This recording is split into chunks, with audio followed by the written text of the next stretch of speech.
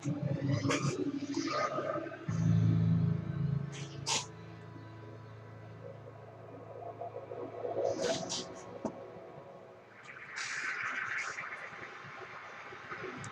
was going to ask if there's a doctor in the house. No, I'm just joking. It's interesting because it was 6 years ago when I was pregnant with my first child that I discovered that the most commonly used preservative in baby care products mimics estrogen when it gets into the human body. Now, it's very easy actually to get chemical compound from products into the human body through the skin, and these preservatives had been found in breast cancer tumors. That was the start of my journey to make this film, Toxic Baby. And it doesn't take much time to discover some really astonishing statistics with this issue. One is that you and I will have between 30 to 50,000 chemicals in our bodies that our grandparents didn't have. And many of these chemicals are now linked to the skyrocketing incidence of chronic childhood disease that we're seeing across industrialized nations. I'll show you some statistics. So, for example, in the United Kingdom, the incidence of childhood leukemia has risen by 20% just in a generation. Very similar statistic for childhood cancer in the US. In Canada, we're now looking at 1 in 10 Canadian children with asthma. That's a fourfold increase. Again, similar story around the world. I'm a chemical baby, born into a chemical world, and I am a chemical baby. Dun, dun, dun, dun, dun, dun, dun, dun, dun. Remember the song Material Girl? In a material world of materials. We're made out of oil and chemicals. There's certain parts of Europe where we're seeing a fourfold increase in certain genital birth defects.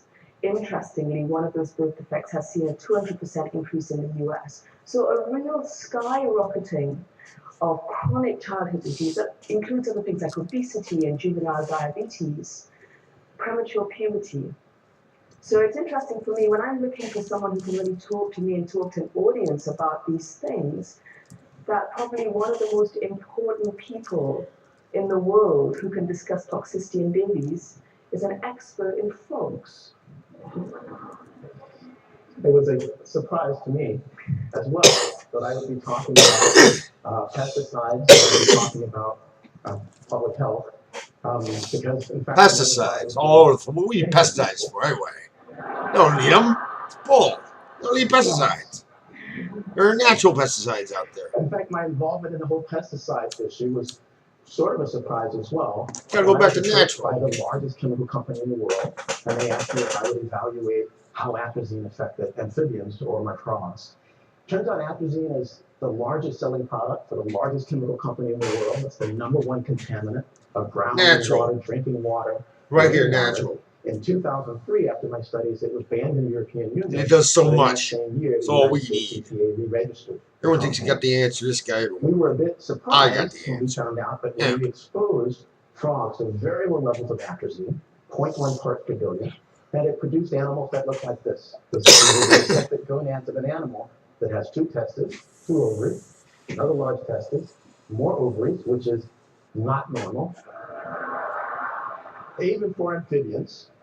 In some cases, another species like the North American leopard frog, we showed that males exposed to atrazine grew eggs in their testes. And you can see these large yolked up eggs bursting through the surface of this male's testes.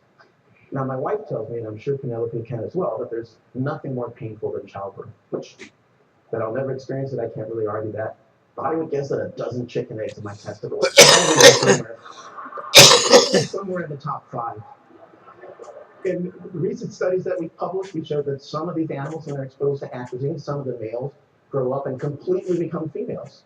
So these are actually 2 brothers consummating a relationship. And not only do these genetic males mate with other males, they actually have the capacity to lay eggs, even though they're genetic males. What we propose and what we've now generated support for is that what atrazine is doing is wreaking havoc, causing a hormone imbalance. Normally, the testis should make testosterone, the male hormone. But what atrazine does is it turns on an enzyme, the machinery, if you will, aromatase, that converts testosterone into estrogen. I'll tell you what's really behind all the chemicals that are out there. 15 years ago. It's the Now, UN. what brought me to the human And the leaders are around the world. It turns out that the number one cancer in women, The breast black cancer, is government. regulated by estrogen The and by rich. this enzyme aromatase. It's not even so So much when the you develop leaders, a it is the cancer cell rich. in your breast, aromatase converts androgens into Like Donald estrogen, Trump. and that estrogen turns on or promotes the growth of that Certain leaders cancer, around the so world, it turns into a not tumor all. stress. Past In and fact, the present. aromatase is so important in It breast takes a few cancer to do that, that to get it the going. But I'll tell you what's really going on in this breast world. cancer is a chemical called letrozole, which blocks aromatase, blocks estrogen, so that if you develop a mutated cell, it doesn't grow into a tumor. Now, what's interesting is, of course, that we're using 80 million pounds of atrazine, the number one contaminant. Certain officials are part of it. Does the opposite. Turns on Certain, not a lot of them. Not everybody's part of it. I'll tell you everyone. Where these chemicals are coming from. Now, listen to this man. Breast cancer. What's interesting is, in fact, the same company that sold us 80 million pounds. That'll be in my next video. The answer to the chemicals. Why it's happening. The exact same company. What they're trying to do. They. Who are they? I know who they are. By preventing exposure to the chemicals that promote The it. black governments around the world. Respond by putting. They're all together as one big government called the UN. So speaking There's of your black estrogen, government, one of the UN. compounds that Talon talks about in the film is something called bisphenol A, BPA, which has been in the news recently. It's a pesticide. It's a compound that's found in Chemicals affect the weak. Remember that more than they affect the strong.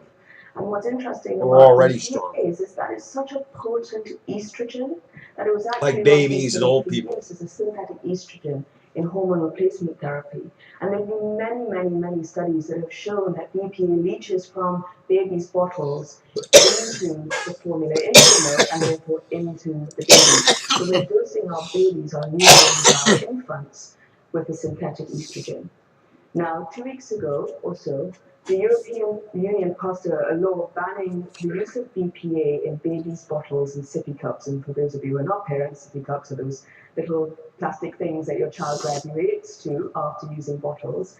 But just 2 weeks before that, the US Senate refused to even debate the banning of BPA in babies' bottles and sippy cups. So it really makes you realize that the onus on parents to have to look at this and regulate this and police this in their own lives, and how astonishing that is. With many plastic baby bottles now proven to leak the chemical bisphenol A, it really shows how sometimes it is only a parent's awareness that stands between chemicals and our children. The baby bottle scenario proves that we can prevent unnecessary exposure. However, if we parents are unaware, we are leaving our children to fend for themselves.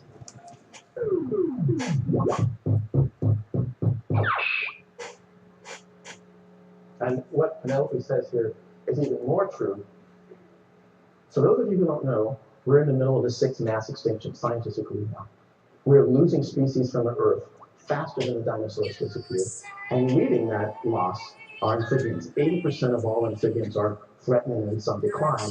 And I believe, many scientists believe, that pesticides are an important part of that decline.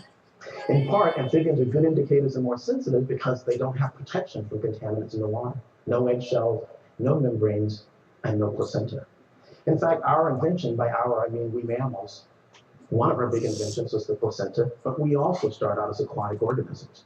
But it turns out that this ancient structure that separates us from other animals, the placenta, cannot evolve or adapt fast enough because of the rate that we're generating new chemicals that it's never seen before.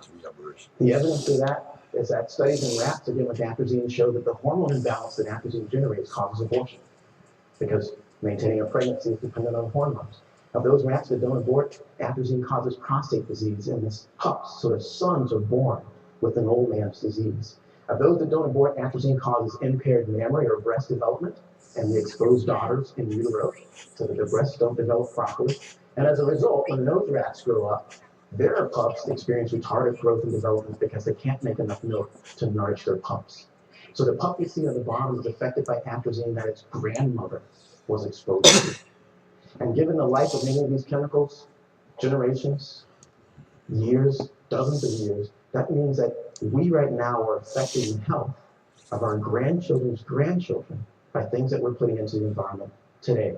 And this is not just philosophical, it's already known that chemicals like diacetylstilbestrol and estrogen, PCBs, DDT, cross the placenta and effectively determine the likelihood of developing breast cancer, obesity, and diabetes already when the baby's in the womb. In addition to that, after the baby's born, our other unique invention as mammals is that we nourish our offspring after they're born. We already know that chemicals like DDT and DES and atrazine can also pass over in the milk, again affecting our babies even after they're born. So when Tyrone tells me that the placenta is an ancient organ, I'm thinking, how do I demonstrate that? How do you show that? And it's interesting when you make a film like this because you're stuck trying to visualize science that there's no visualization for, and I have to take a little bit of artistic license.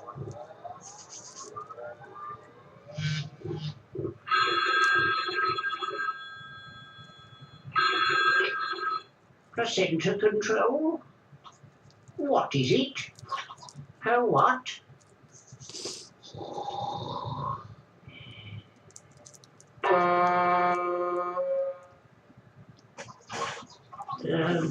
Puff, puff, puff, puff, what?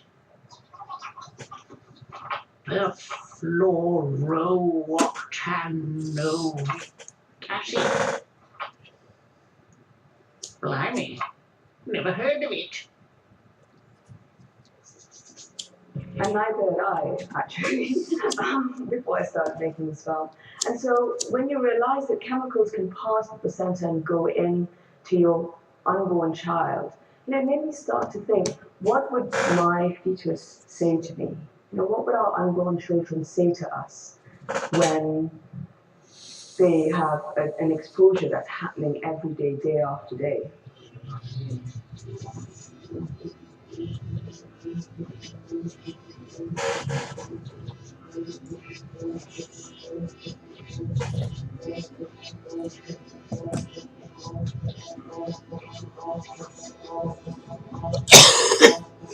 Today I have some awesome videos, some artificial masks, and some S, some A. Help me.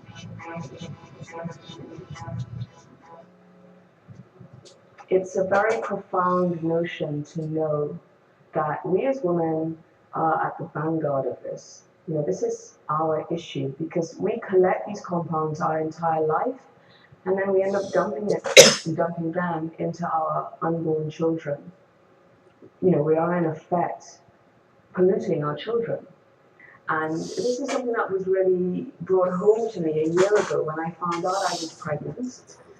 And the first scan revealed that my baby had a birth defect associated with exposure to estrogenic chemicals in the womb. And the second scan revealed no heartbeat.